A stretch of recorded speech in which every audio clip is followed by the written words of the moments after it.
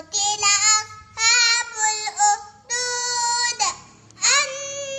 النار ذات الوقود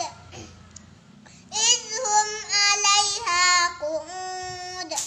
وهم على ما يفعلون بالمؤمنين شهود وما نقموا منهم إلا أن يؤمنوا بالله العزيز الحميد الذي له ملك السماوات والأرض والله على كل شيء